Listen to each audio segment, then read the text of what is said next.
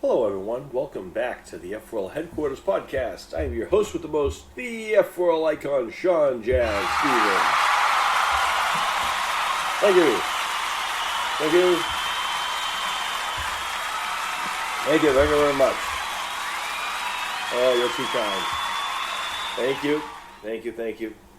All right, folks. Well, today is Monday, so you know what that means. That's right. It's time for some Motivation Monday, folks. So today I'm here to, it's Monday, so one of the things I like to do is talk to people about achieving their goals, making their goals happen, and, doing little things like that to, as someone who has done so, I like to, I think I know a few things about making goals happen and whatnot. But I also can tell you that I think it's important to know what happens on the other side of the goal making. And of course, the other side of the goal making is, of course, achieving. But what happens once you achieve it? Well, I think that's what we're going to just explore today a little bit. I'm also going to do a little bit of a review on the WWE Elimination Chamber from this past weekend from Montreal, Quebec, Canada. And also a couple other little things here and there. So let's just jump right into it, because that's what we do. So sit back, relax, and let's get ready to go.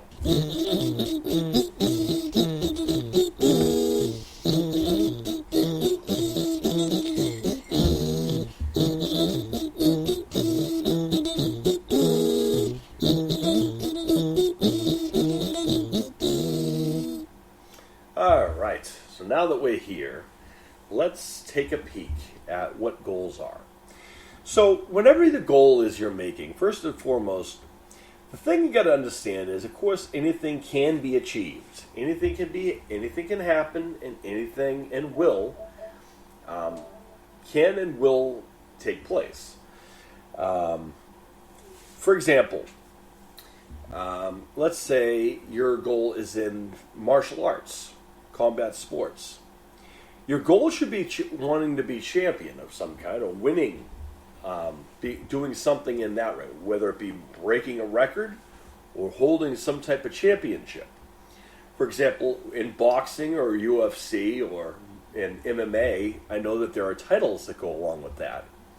Your goal in combat sports should be to be holding one of those titles.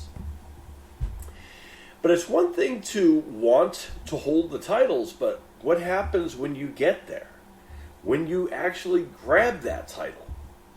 Now, when I say grab the title, I mean, of course, by achieving whatever it is that you have done to do so.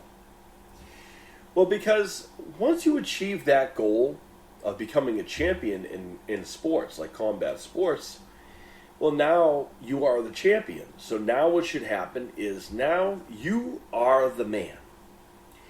There is a quote by a famous wrestler and a legend in the pro wrestling world. His name is the Nature Boy, Ric Flair. The quote is, "To be the man, you must beat the man." Now what that means is, if you want to be the very best, you want to be taken legitimate, you want to be taken serious as a real athlete, as a real threat in your division, if you want to be set to be the best athlete you can in whatever the sport is, then you need to challenge the best athlete that's there before. There are way too many people out there who take these little fights here and there, and these people, they fight 700 times over and over again. If you know you can already defeat them, there's nothing to learn from that. You're not going to get better. If you face people who are below you, who don't have your training regimen, who don't have your skill set, who don't have the authority, if someone you've already beaten 3 or 4 times already, you should never have to face the same person more than 3 times before you have moved on. And that's over a course of a lifetime. If you've already beaten someone time and time again, there's nothing to learn from that encounter. You already have mastered it. It's time to move on. What happens is people get complacent in their timing. They get complacent in their ranking. They get complacent with where they are at. You can't do that if your goal is to be a champion. If your goal is to be a champion, once you're there, what's going to happen is the people who are hungry are going to want to hunt you. The people who want to be the title champion, they're going to be looking for you. Because that's ultimately what the goal is, to be in a combat world. So that's something you should know. So once you become a champion, know that you are going to be the hunted person. Everyone's going to be looking and coming for you. And if you're the champion, you should be ready to take any and every single challenge. Because if you're one of these champions who only takes certain fights, or you take fights you know you can win, then you're a paper champion. What I mean by a paper champion, people are familiar with the movie Rocky III. A lot of people might not realize kind of what the gripe was.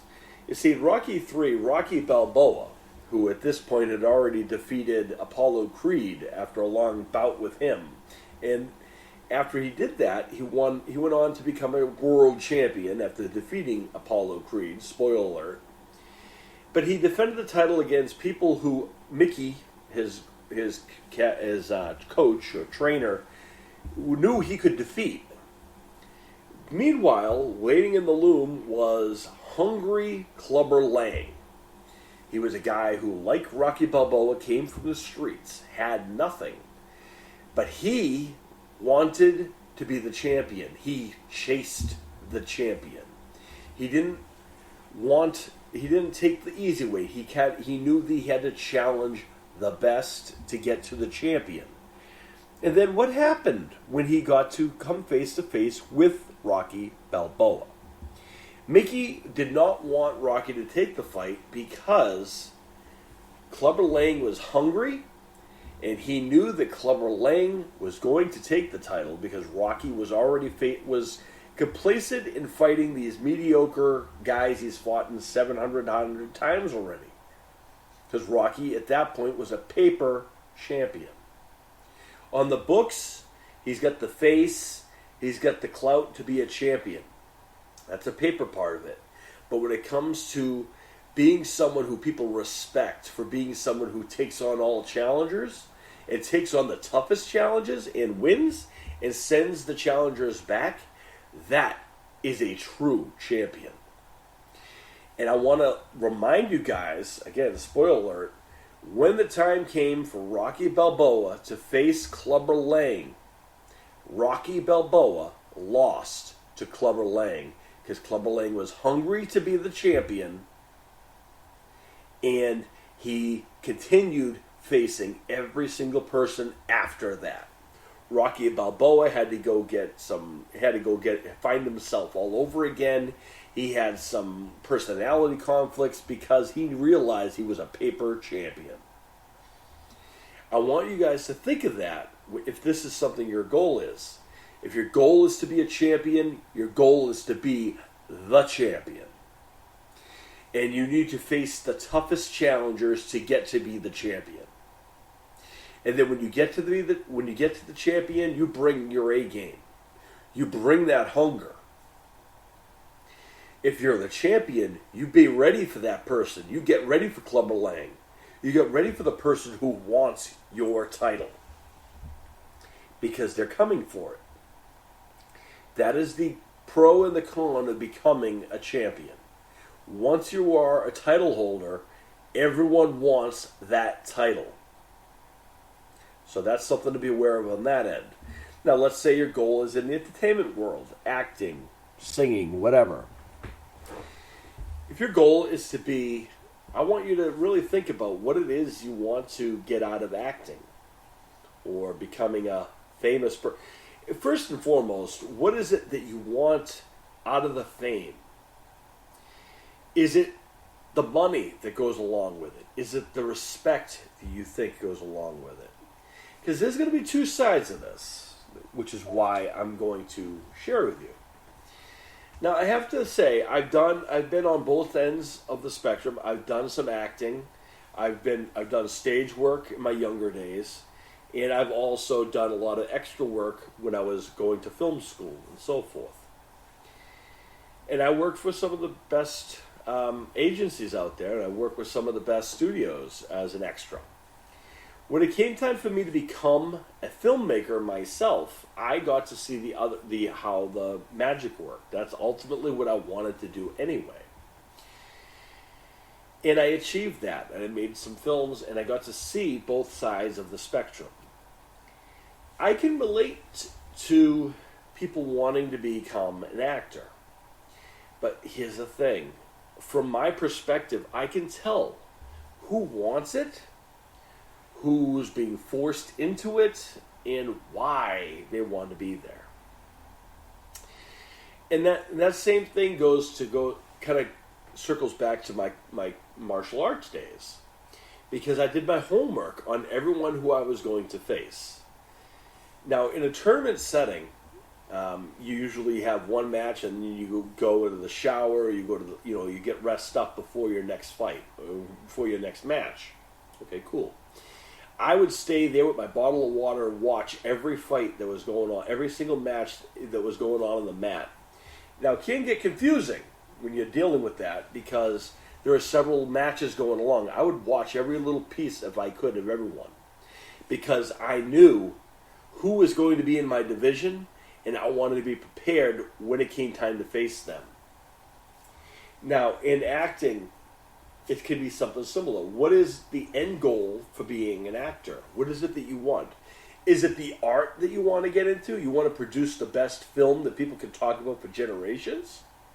Is it that respect you want for the Oscars, for winning the Oscar to become the best actor you can be?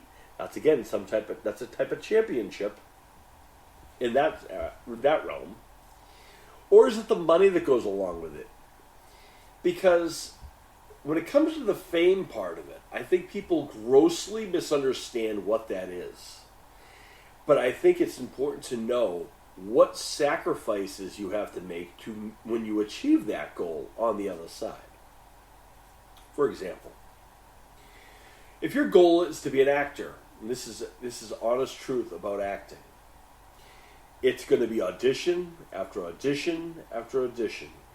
You may get booked, you may not. For every one of the yeses, there's usually about 10 no's prior. So what happens is, if you're not strong enough to know what that is, you can start to kind of reflect upon yourself and think, well, what's wrong with me?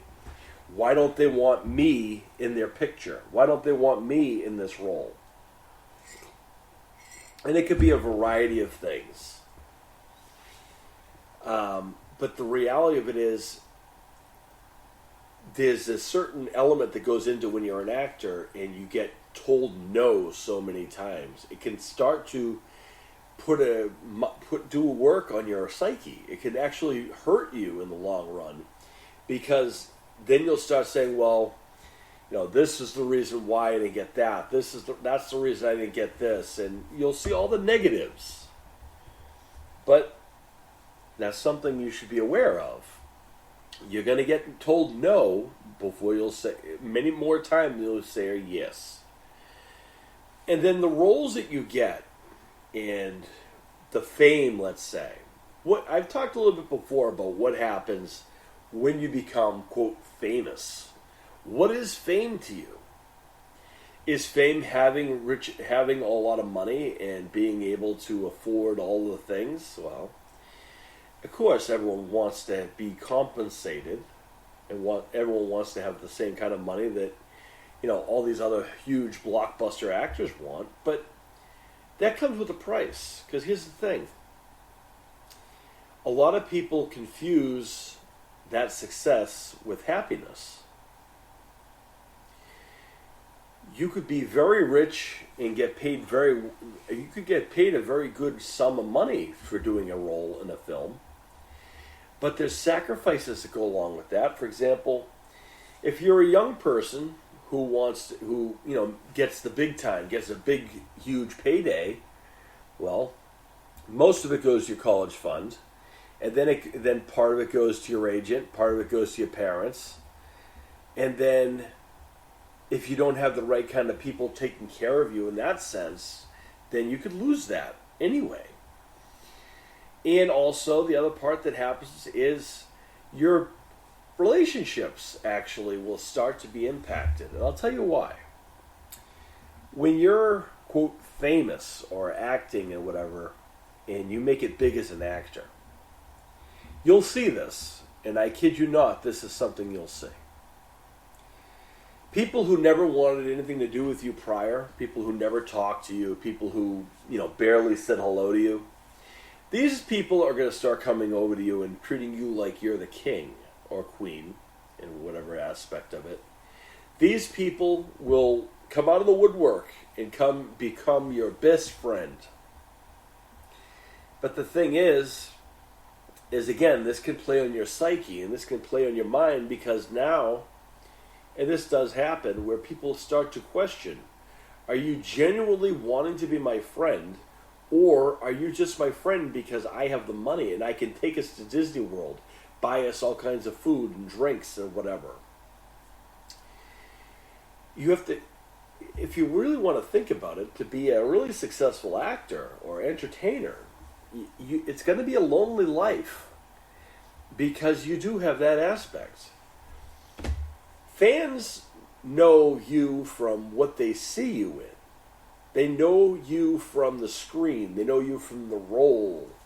You may do an interview, but that doesn't mean they know who you are. They don't know what goes on behind the closed doors. They don't know what your motives are, what your objective is.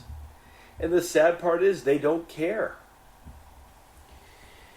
There's a term that goes along with a kind of a good-looking young man in the entertainment world. They call them a heartthrob. I guess this works for the older people too. People like Richard Gere, I guess, would be considered a heartthrob of the women.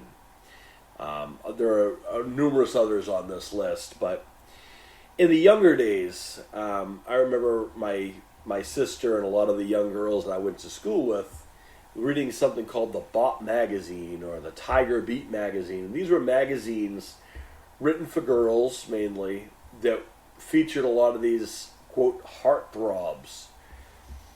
And if you think that this is flattering to them, and you think, well, they like this stuff and this is good for them, well, I'm going to bring up a few names for you. These are people who were featured a lot in those magazines. Jonathan Brandis, Jonathan Taylor Thomas, Ryder Strong, Will Friedle, Matthew Lawrence, Andy Lawrence, Joey Lawrence. What are these? Macaulay Culkin, Karen Culkin, Rory Culkin. What do all these names have in common? Then you can even add the Coreys in there too. Corey Feldman, Corey Haim.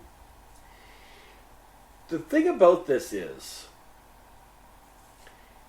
where all of this society, when you are featured in these magazines, you need to have a skin on you that you have to be ready for that. You can't control how everyone perceives you. And the sad and sick and scary thing is that there's people out there who know more about you than you even know them. Now, I'm not trying to deter you from your goal or dream, but that's something you need to be aware of. When you become, quote, famous, people you've never met before, people you've never seen before, have pictures of you on their wall. They are coming up with ideas about what they want to do with you, what kind of a person you are, based upon pictures they see in a magazine. They become infatuated with you. Recently, even as of recently, the Stranger Things kids, Finn Wolfhard and them, they got some flack because they told fans they would like some privacy when it comes to outside of conventions, outside of the Stranger Things meet and greets. I don't think it's unreasonable for them to ask for their space. In fact, I encourage them to. Let me tell you about Finn Wolfhard, 13-year-old Finn Wolfhard, going home to his home in Canada, getting home and finding two young girl fans in his garage. I want you to take that into account when you want to be famous and you want to become big. Do you want people who you've never met before, never seen before, staying in your garage until you came home just so they could see you and hug you and smell you or whatever? If that doesn't send chills down your spine, then you need to be aware that these are the things that happen when you're, quote, famous. Sure, you can have all kinds of money. You can be very successful. You can get all kinds of acting roles. But here's the other part that happens. Let's say you're Finn Wolfhard and you do, Stranger Things, and then someone wants you to do It, and then someone wants you to do another horror movie and another horror movie. Well, now you've been what they call typecasted. So then Finn Wolfhard wants to go and make a rom-com or wants to do, some other thing that's outside of the horror realm. He may not be taken seriously for that because he's seen as someone who's a horror guy. He may be disqualified just because he's done horror, and they don't want people to associate their romantic comedy film into a horror movie. So they may not cast him just because he has a history of doing a horror film, which is completely bogus. Because if you're an actor, you can do pretty much whatever you can. You're an actor. You can do multiple things. It's about becoming someone you're not. One of my favorite actors of all time, to this day, an all-time, was Robin Williams. Robin Williams was a brilliant actor. And it was because he could make you cry when he was being serious. He could make you laugh when he was being funny. He had that over-the-top persona. But of course, we all know why that was. It was because he was hurting on the inside, and that's the biggest thing we need to pay attention to. As successful as someone like Robin Williams was, who has Oscars and all kinds of awards under his belt, someone who was so endeared by the film community for being one of the greatest actors of all time, someone who could go from drama to comedy to kids to whatever, conceivably and believably well. He can make you cry and laugh in the same film. But in the deep down inside, he was miserable, he was sad, he was depressed, because he's human. And the ultimate thing about it is, people forget outside of your bubble that you're human. You may even forget sometimes you're human. It happens to me. There are times I have to stop myself and say, listen, I need to slow down. And I know that might sound like something that sounds like something that, what sense does that make? You got to tell yourself, well, no.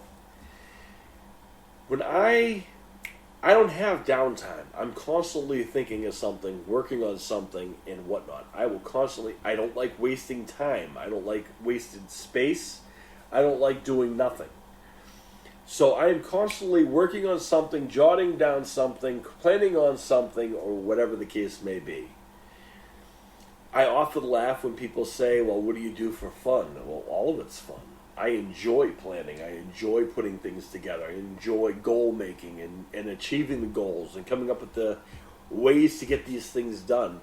Because I have I have the background, the history, and I have the proof behind everything I've done that I've succeeded in already. Film, wrestling, and extravagant and whatnot. When it comes to being someone who, at the end of the day, I get so busy, caught up with getting my goals done, that I will forget little things like eating breakfast, eating lunch. I want you to think of that. Are you someone who puts so much work ethic in that you forget to eat? Probably not. But these are the things that will develop once you become someone who is just nonstop, wants to get something done. And I will forget to eat. There are many times my wife or my kids have to remind me, Dad, you need to eat something. You haven't eaten yet. And it's 7 o'clock at night. A lot of people look at me and they say, well, you're a big guy. You must eat a lot. No. It's not about eating a lot. I drink plenty of water, plenty of liquids, coffee, and water in general, and then a juice and so forth, tea, once in a blue. I mix up pretty good, liquid-wise. Food-wise, it takes time away. In order for me to make food, I have to actually sit there and make something, and that takes away from me doing something else that I'm already working on, a project or an event or something. Excuse me. It's about the element of putting out more work than you can. It's about putting the work in. And everyone has an excuse why they can't do something. I don't understand excuses. I don't listen to excuses. I just get it done. Because I'm going to tell you the honest truth. And this is the biggest way to get your goals done is just to do them. And I know that might sound naive, right? Well, what do you mean you could just do them? Well, exactly that. If you want to quit smoking, throw the cigarettes out and just quit smoking. And if you're going to say, well, it's not that hard, it's not that easy to say, Jazz, because, I'm addicted to these things because this is something you can't just quit. That's nonsense, actually. And I'm going to tell you why that is nonsense. Because I've seen people do it. If it can be done, it's a fact that it can be done. And whatever you're going to use is going to be an excuse why you won't do it. It could be possibly because you secretly don't want to achieve that goal. If you want to do things like quit smoking or drinking or whatever else, it's just that simple. Don't smoke. Don't buy cigarettes. Don't buy alcohol. If you know you can't have alcohol, stay away from anywhere there's a liquor store. If you know if it's going to be a temptation, don't go near it. The truth be told, I had a very good friend of mine. I still have a good friend of mine, and he is someone who smoked 2 packs of cigarettes a day, and he started that at a very young age. And there was a day he said, you know what? I don't want to do this anymore. I want to live longer. I want to be healthy. And he quit smoking one day, threw the pack of cigarettes away, and just continued on. Never smoked a cigarette after that. And he was in his 30s. He was older than me at that time. I had such respect for him. And he hasn't touched a cigarette since the day he stopped. And he's been now smoke-free now for what? Going on 22 years now. Because he said, no what? Enough of this. I'm done smoking. He just threw this pack of cigarettes away, quit cold turkey, and hasn't smoked a cigarette since. Are there temptations? Did he get that? I'm sure he did. I'm sure there are times it was tough for him, but he did it. He endured it, and he achieved it. Because of that, I'm telling you, it's possible. As far as drinking goes, it's the same thing. There's no reason you need to drink alcohol. It's expensive. You have to go out of your way to achieve it anyway. So just don't even bother. It's just, if you want to drink, I mean, what is drinking for you anyway? All honesty, I'm not trying to downplay people who want to drink. If you're old enough to want to drink, then great for you. I don't need to drink to have a good time. I don't need to drink to make myself feel better. I don't need to drink to drown my sorrows. I don't need a drink to be fun. I don't need a drink to have courage. So let me ask you this. What is the drinking doing for you? It's a crutch, much like anything else you do to to make your life easier. Because here's the reality, and this is Motivation Monday, and I know this seems like I am coming down hard on people because, all honesty, sometimes you need to hear the real talk. You need to have someone needs to tell it to you straight. And the one thing I'm known for is being blunt and honest. And I say it how I feel, and I say it how it is. I have been around for 43 years come next month. I have seen the effects of drugs and alcohol on people I cared about. I have never seen it end well or help in any way. That is a fact. I've seen every single trope, and I've seen the gateway happen every time. And I've heard all kinds of excuses why people need to do these things. I need to have it for this. I have too much stress. I have this. That. And then you ask them what stresses they have. What stress do you have? And I'm not saying that not everyone has the same kind of horrors that someone else might have. But guess what? Whatever your hard time is, I guarantee you somewhere in the world someone's having a lot worse than you are. If you are able to walk into a dispensary and just order marijuana, let's say, then guess what? You're a lot better off than someone else who cannot do that.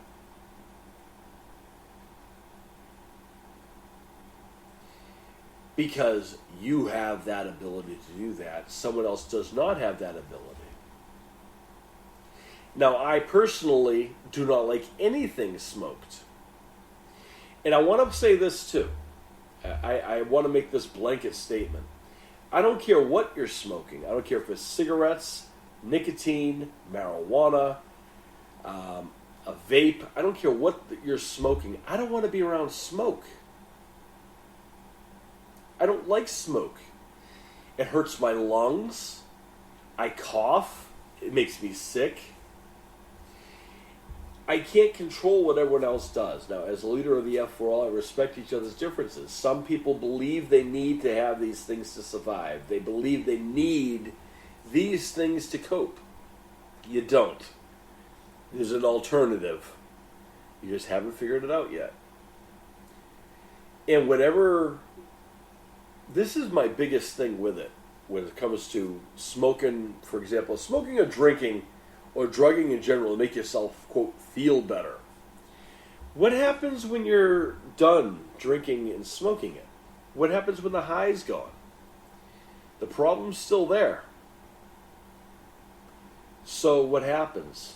You go back and you drink again because you want to feel pain again. And that's how that cycle happens. Because you don't address the problem at itself. If there's something bothering you, if you're having some type of an issue, something that hurts you, something is troubling you, talk to somebody about that and put together a healthy alternative. Rather than, oh, I'm going to drink, I'm going to smoke, and that'll make me feel better. It'll make you feel better for the time being. It's a Band-Aid. All honesty, sometimes it's a Band-Aid for a very large wound. Or sometimes it's a Band-Aid for a paper cut. It's just because you want to do so. You want to feel rebellious. You want to show your age. When I hear so many people, I'm 21, so I have to drink. No, you don't. I'm 18, so I have to smoke. No, you don't. Well, all my friends are smoking, so I guess I got to smoke and drink too. No, you don't. I was on several sports teams in high school, and I was around drugs and alcohol all the time. I had no problem saying no. And I also had no problem continuing to say no whenever someone's asked me to do so. I've never seen anything good come from drugs and alcohol. This episode, when I say random, this is usually a random. It is Motivation Monday, though, in the long run. Drugs and alcohol will slow down your progress to get your goals done. And if you rely on these things to get your goals done or to drown out your mindset to get those things done, then you're doing yourself a great disservice. Plain and simple. And that's what I'm going to say about that. So, bear with me as now we get ready to discuss the Elimination Chamber in WWE. So let's take a trip to the WWE Elimination Chamber.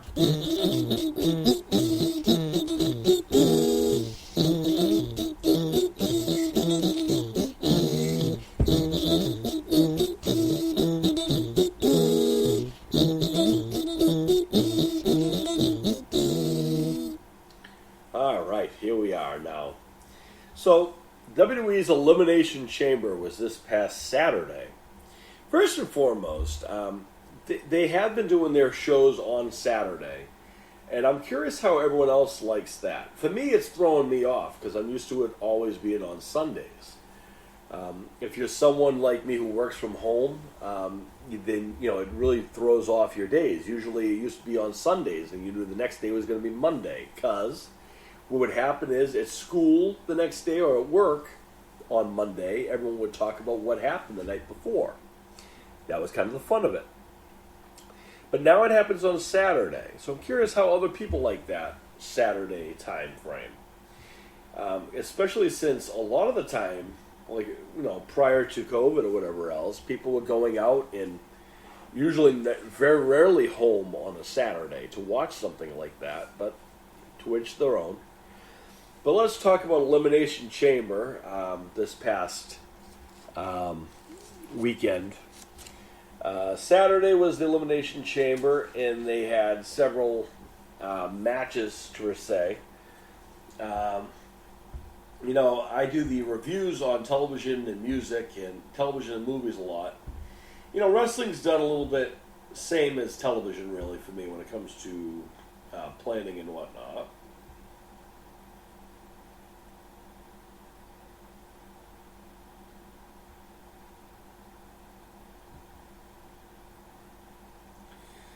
So, let's get into that, huh? So, let's tell you about WWE Elimination Chamber from this past Sunday. First of all, Elimination Chamber, I was at the very first one. It was in New York City. It was the main event of Survivor Series. It was a way because Triple H wanted to build up that he is this alpha guy and he didn't want to just give it to anyone, so had multiple people in the match. And at the end of all of these hungry up-and-coming stars, Shawn Michaels won. Here we are, years later, and Elimination Chamber has its own pay-per-view. And I had thought that they were getting rid of the little pay-per-views, but apparently that's just apparently just the Hell in a Cell. They're giving away that show there. I'm just going to give you guys the rundown, the results. I'm not going to give too much critique here because, let's face it, not everyone knows a lot of this stuff. Most people don't even know who any of these people are, and I get that. So this comes from CBS WWE, which I find to be the most accurate of all of the sites, if I'm being honest. All right, so again, this took place in Montreal, Quebec, Canada, which is in the home of Sami Zayn and Kevin Owens. And, Canada has a very rich history. Also, it has a history. Montreal especially has some negativity attached to it because of the, quote, Montreal screw job, as they call it, which is, a wrestling event. So let's just get into the Elimination Chamber. I'm going to tell you who won. So first match on the card was a Women's Elimination Chamber match with Asuka, Carmella, Raquel Gonzalez, Nikki Cross, Natalya, and Liv Morgan. So I want to let people know, this is to find out who's going to challenge Bianca Belair at WrestleMania. WrestleMania is taking place in Hollywood, California. The way they're billing this show is kind of like an old Hollywood type of thing. So they needed someone to kind of have that extra flair. And Asuka, since returning and having this different kind of a face paint and personality, I knew going into this that Asuka would win. And by the way, spoiler alert, Asuka won. And if you want the actual eliminations, let's see. Liv Morgan was first, and then she was, hold on one second here. Get this done here. So Nikki Cross was eliminated by Raquel Gonzalez. Natalya was eliminated by both. Natalya. Sorry, one more time. Liv Morgan eliminated Nikki Cross thanks to Michelle Rodriguez helping that part of it. Michelle Rodriguez basically drove Nikki Cross through one of the plexiglass pods so that Liv Morgan can cover Nikki Cross, and she was eliminated. And then they did the spot where Natalya had Liv Morgan in a sharpshooter, which is the famous move by her uncle, Bret the Hitman Hart. Meanwhile, Asuka put her in the Asuka lock, or some armbar, while she was already in the other move. And, of course, Liv Morgan didn't tap out. She just passed out because she's just too tough for that. Yokozuna tapped out. Shawn Michaels tapped out. Diesel tapped out. Liv Morgan passed out because, she couldn't tap out. Raquel Gonzalez then eliminated Natalya, with thanks from Carmella. Nikki Cross then eliminated Raquel Gonzalez, thanks to Carmella and Asuka. And then Carmella got eliminated from Asuka. And Asuka, by the way, is your winner. Who knew? Me. So then they had Bobby Lashley versus Brock Lesnar in a standard old match. Whoopee. In the end, Bobby Lashley defeated Brock Lesnar via disqualification because Lesnar low-blowed him. Seriously? Anyway. If that wasn't a dusty finish, I don't know what is. But anyway. Then they had a mixed tag team match between Edge and his wife, Beth Phoenix, taking on Finn Balor and Rhea Ripley. I want to know why it wasn't Dominic Mysterio and Rhea Ripley. Wouldn't that have made more sense since we're trying to go with the couples thing? Well, regardless, Edge and Beth Phoenix won. Then we had the men's elimination chamber match for the United States Championship.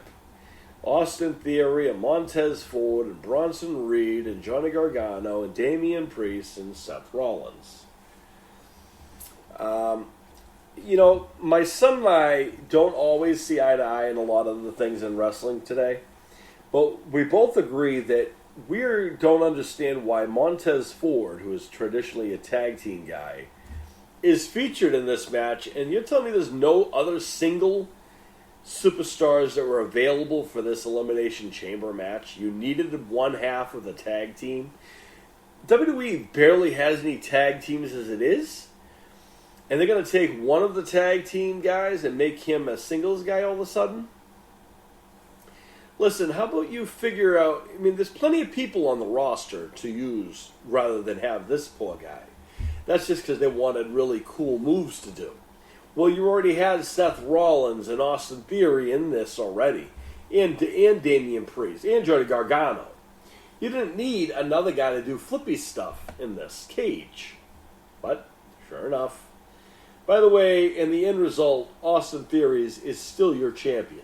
He retained his title after all of this. And by the way, We got a cameo of Logan Paul, who attacked Seth Rollins to set up the match for WrestleMania, which I called just before it happened. Good for me. And then last but not least was the Undisputed Championship with Roman Reigns defending against Sami Zayn, Montreal's own. All honesty, Sami Zayn was in his hometown, and it's an unwritten rule in wrestling that usually it's either in your hometown or it's your birthday. Either you're going to be embarrassed or you're going to lose. And I'm sorry, here's the issue with this, the way they've booked Roman Reigns. He has defeated almost everyone you've put in front of him, including Brock Lesnar several times, Goldberg several times, Roman Reigns, Drew McIntyre several times. And you're telling me little Sami Zayn is the one who you think is going to be a valuable challenge for this man. It made no sense to me. I get why they did it, and I get him being in Montreal, and good for him. But I don't think there was ever any question in anybody's mind that Roman would defeat Sami Zayn.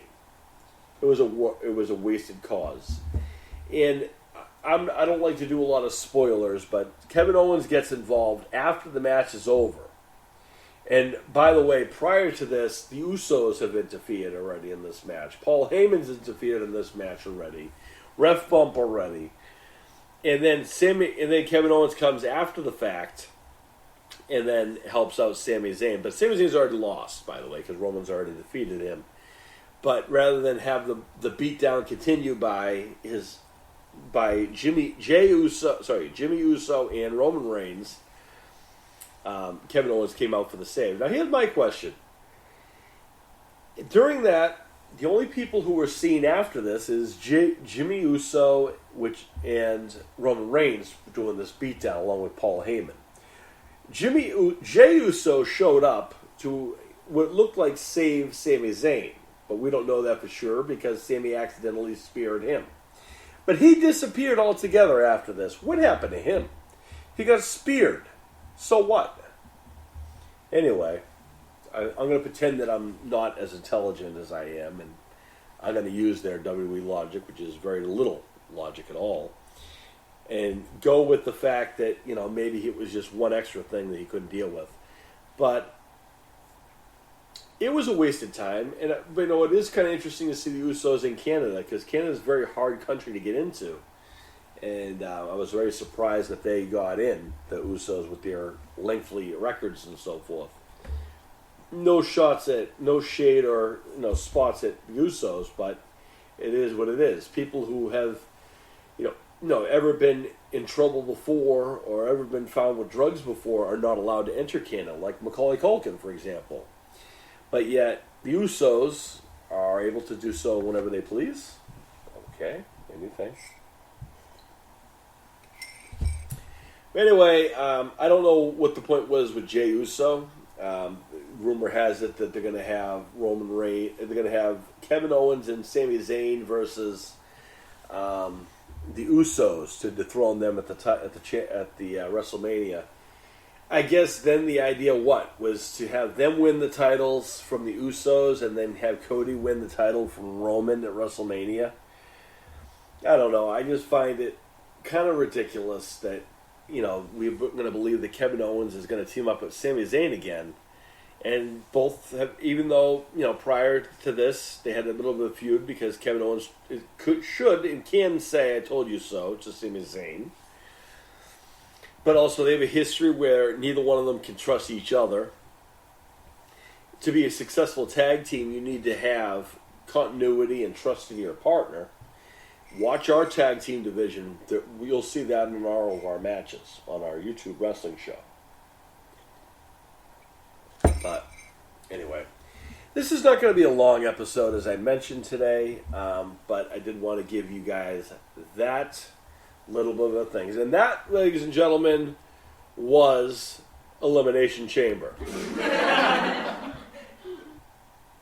Exactly. So that is kind of what that was. So, folks, I'm going to be back tomorrow with a brand new episode of the F4L Headquarters. This is our Talking Tuesday edition. I can also tell you that I'm already working on bringing our next guest into the F4L Headquarters, the all-new F4L Headquarters podcast, complete now with video as well, which you can see up on YouTube channel at Icons of the F4L. Same channel as our wrestling show is going to be where the podcast will be going. And you can also find me on Instagram at F4L Icon, SEANJAZZSTEVENS 1 on Instagram.